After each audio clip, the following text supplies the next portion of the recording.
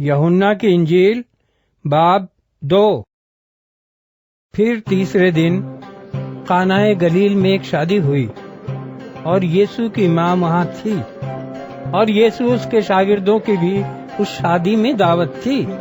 और जब मैं खत्म हो चुकी तो यीशु की माँ ने उससे कहा, उनके पास मैं नहीं रही।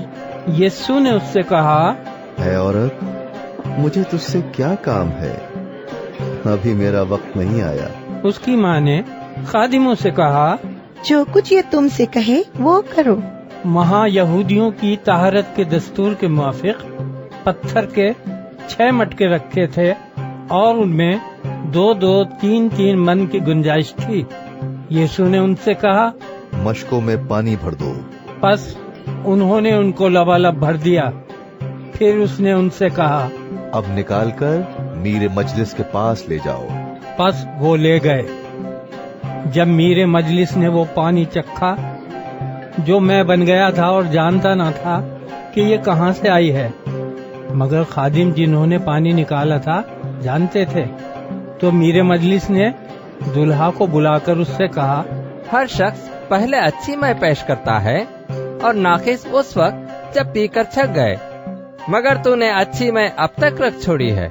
ये पहला मौजिजा यीशु ने कानाए गलील में दिखाकर अपना जलाल जाहिर किया और उसके शागिर्द उस पर ईमान लाए।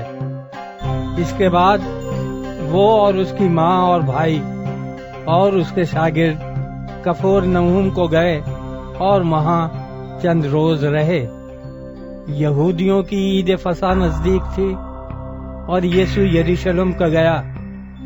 उसने हैकल में बैल और भेड़ और कबूतर बेचने वालों को और सर्राफों को बैठे पाया और रस्सियों का कोड़ा बनाकर सबको, यानी भेड़ों और बैलों को हैकल से निकाल दिया और सर्राफों की नकदी बिखेर दी और उनके तख्ते रख दिए। और कबूतर खरोटों से कहा, इनको यहाँ से ले जाओ, मेरे बाप के घर को तिजारत का घर न बनाओ। उसके शागिर्दों को याद आया कि लिखा है, तेरे घर की गैरत मुझे खा जाएगी। बस यहूदियों ने जवाब में उससे कहा, तू जो इन कामों को करता है हमें कौन सा निशान दिखाता है? यीशु ने जवाब में उनसे कहा, इस मकदस को ढा दो तो मैं उसे 3 दिन में खड़ा कर दूंगा। यहूदियों ने कहा, 46 बरस में ये मकदस बना है और क्या तू इसे 3 दिन में खड़ा कर देगा?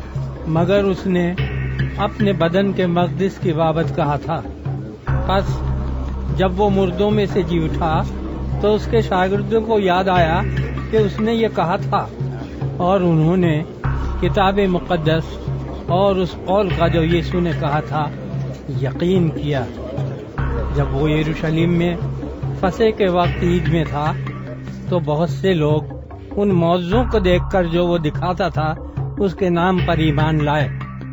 लेकिन यीशु अपनी निस्बत उन पर एतबार ना करता था, इसलिए कि वो सब कुछ जानता था और इसकी हाजत न रखता था कि कोई इंसान के हक में गवाही दे, क्योंकि वो आप जानता था कि इंसान के दिल में क्या क्या है।